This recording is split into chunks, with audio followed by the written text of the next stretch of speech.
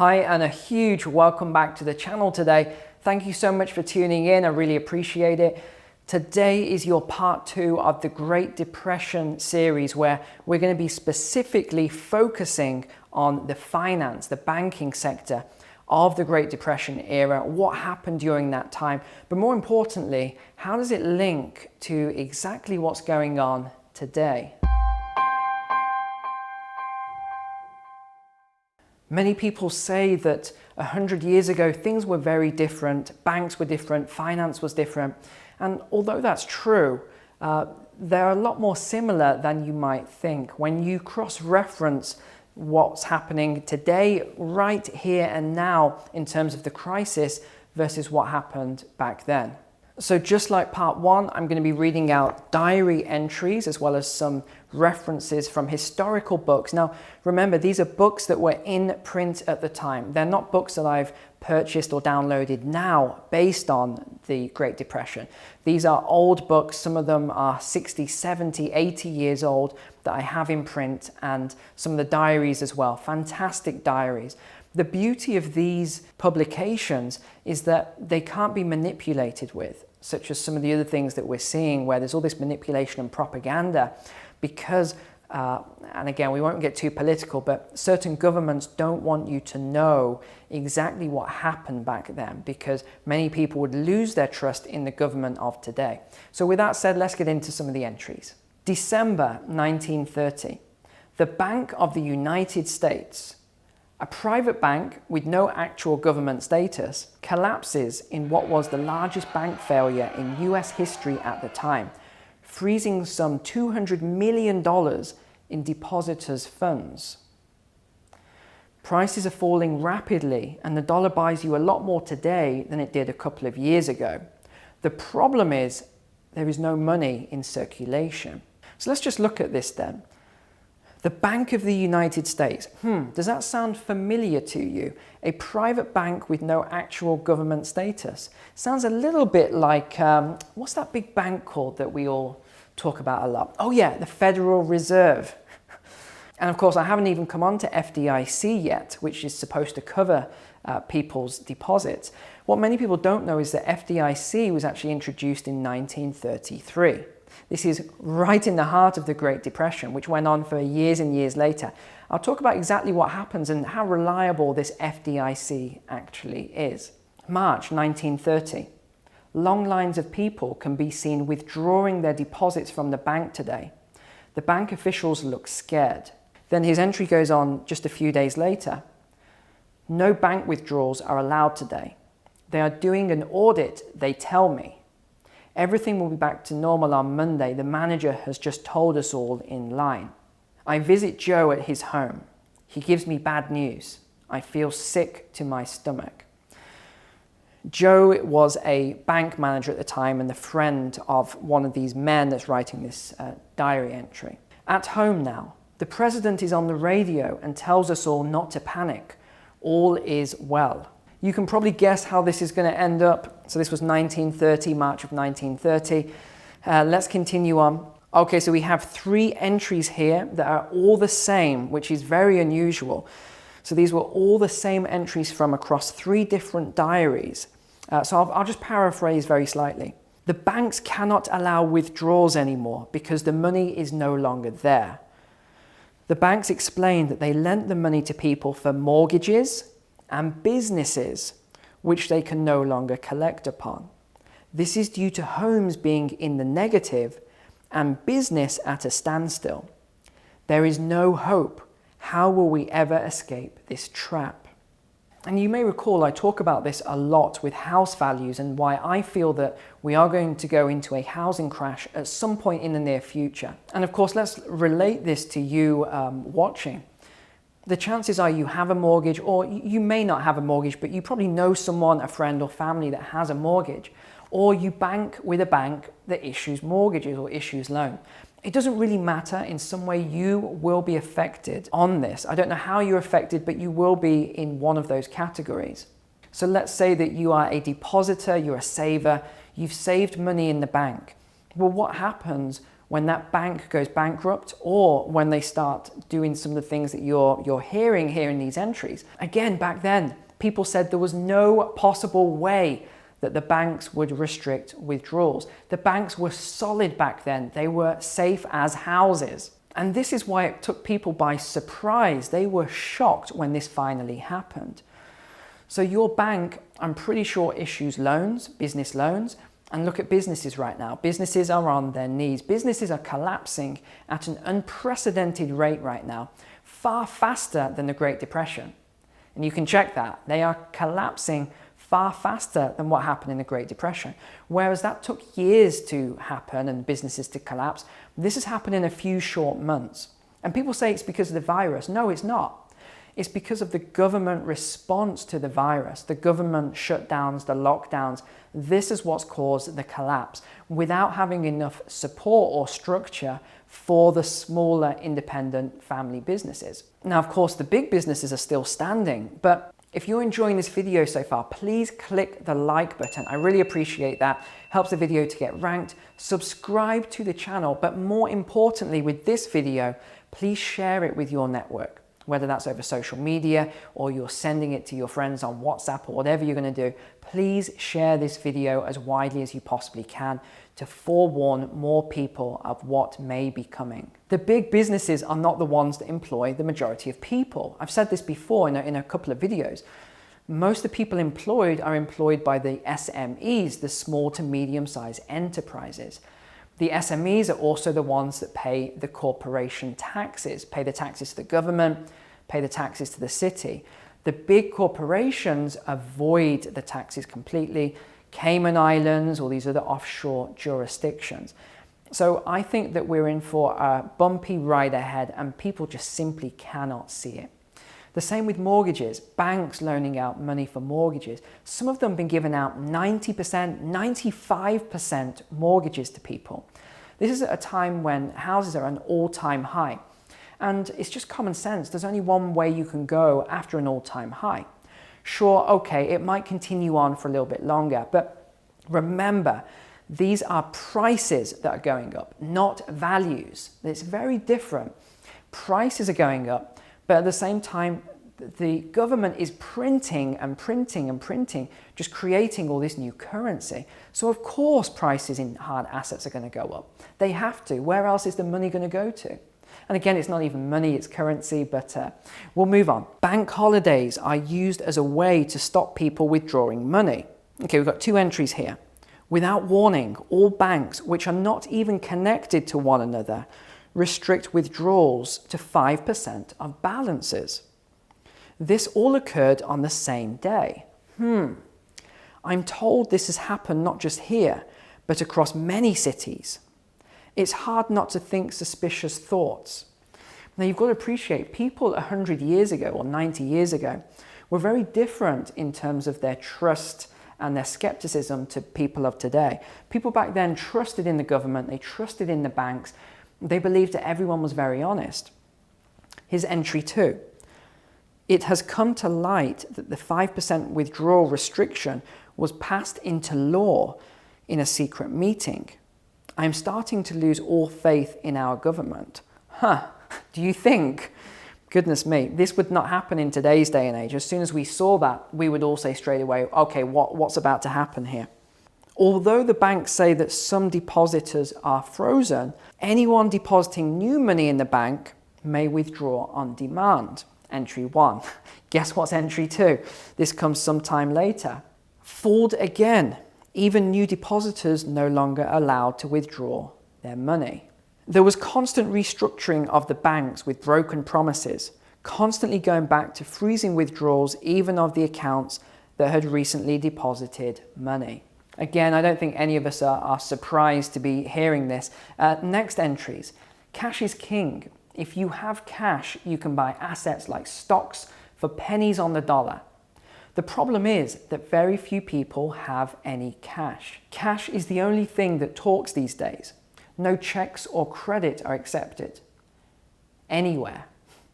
There is no money in circulation anywhere. Scrip is now used in place of money in most major cities since cash is so hard to come by. So if you don't know what scrip is, I know most people won't. This was a form of currency at the time where it was a promissory note, as it were, where there was no money or there was no currency available for trading.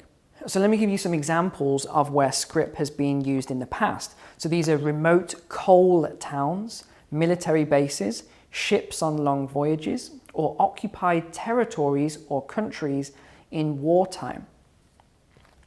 And actually, this is another reason that I say to everybody, all of you, to have a little bit of silver. Make sure you have some cash as well, have some cash on hand. But, you know, cash really is trash. I know back then cash was king, but now it really is trash because it can just be printed and more of it created. Every time there's these huge new currency printing, it actually devalues the currency already in existence. Now, a lot of people argue this and say, no, it doesn't, and things like that. But it's because people are getting confused with the inflation-deflation argument. But if I can give you one piece of advice, make sure you have some silver. Definitely have some physical silver, even if it's just 10 ounces, 10 coins. I think most people can afford to have 10 ounces of silver because it will really help you out if we do ever go into some drastic times ahead. Okay, you're going to love this one. This is from July of 1933. And of course, it's about bank corruption. No surprise. There is yet again another criminal case against some bankers in the newspaper today. The investigation shows that the officers manipulated the figures in the financial reports and made loans to themselves for speculation without collateral. Now, you've got to bear in mind, this was a huge scandal at the time. To us now, we know what the banking sector's like. We've seen it over and over and over again. They get their, a rap on the knuckles and that's pretty much it. But back then, this was shocking. This was huge. Next entry. At the same time, other bankers were promoting and selling their stock just the day before it collapsed, taking vast profits but leaving those who had bought the stock bankrupt as it crashed to being worthless. According to the report, they sold these worthless stocks to those with very little money to begin with. Later on, more and more banking corruption comes to light on a weekly basis. There were breaches in integrity everywhere. Lawyers and bank officials were the main culprits. The bank officials were stealing people's money to live luxuriously with their family, while children on their doorstep were starving. What have we become? Have we really fallen so far from God's grace? Very, very interesting entries of the time. I don't think a lot has changed actually today. This was shocking at the time for these bankers to be stealing money and living luxuriously. People just couldn't believe it. It took a long time for the public to actually believe this was going on. And you can see the juxtaposition here. While children were starving, listen to the language, while children were starving on their doorstep. And you might think, wow, that sounds pretty extreme. And yet, what happened in the 2008 crisis? The same thing all over again. Banking corruption came to light. This is why, ladies and gentlemen, you must not trust the banks with your money. Not all of it. Take responsibility, take ownership, and do something. Educate yourself. Start learning what to do with your money. Don't just trust it all to the banks. The amount of clients that I have that come to me and say, this is what I've got. All my life savings are with this one bank, this one savings account. It's madness. You've got to diversify. You've got to buy real assets. You've got to start amending your banking patterns, how you're holding your currency or your money now before it is too late. March 1930. Our banks are collapsing at an ever-increasing rate, taking the depositors' money along with them. 20% of the banks, we're told, have already collapsed. August 1931. The panic starts to set in as the banks close their doors with depositors' money inside. October 1931. Dozens of banks start to combine into larger banks as they consolidate power. And then we move forward. After 2 years, people's money at the bank is still frozen, yet the banks are open for new business! And actually, it was a lot worse than this. Some people who had deposited money on the the faith that the banks would return that money to them at will, had their money frozen for 5 years. 5 years, imagine that. But it gets worse than this. That money, let's say you had, I don't know, 10,000, let's just use currency of the day, $10,000 in the account, which could be 100,000 today. Whilst it was frozen for those 5 years, the government was devaluing the currency at the time. So when you got that 10,000 back, it was probably only worth half that amount if you were lucky. And this again is why I say you've got to be careful. Next entry is March 1933. Banks closing every single week. Almost every single bank in the country has now closed. The Federal Deposit Insurance Corporation, which again was the FDIC, has come too little, too late. November 1933. Well, we fell for it again. The Federal Deposit Insurance Corporation has done nothing but make future promises of money at future deflated levels. Okay, a little bit earlier entry, March 1933. Henry Ford basically owns the city of Detroit when he takes over the 2 largest banks. Of course, Henry Ford, Ford Motor Company. April 1934. The banks start to remove restrictions on depositors' money frozen for over 3 years. People can finally get access to their now devalued money again. Interesting how all the entries talk about this devalued money. So I think it's pretty obvious now, having studied these diary entries from the Great Depression, that the banks, the financial institutions could not be trusted. And as I keep saying, even with these government insurance programs that backs your money, backs what you have, the money in the bank, your savings, etc. Have a look into it. Don't take my word for it. Have a look into it yourself and just find out of these accounts how much of this is actually funded. I've done my research and the conclusion that I came to was that it's less than 1% funded. And if all the banks did collapse, I just can't see any way that the FDIC would actually provide these trillions of dollars. Where would they get it from? The government has had to go out to borrow money from the people, from the Federal Reserve, which created the money. They didn't even have the money, they created it. The government has had to do that. How on earth are they going to provide trillions if all the banks were to collapse in the next Greater Depression? I just can't see it.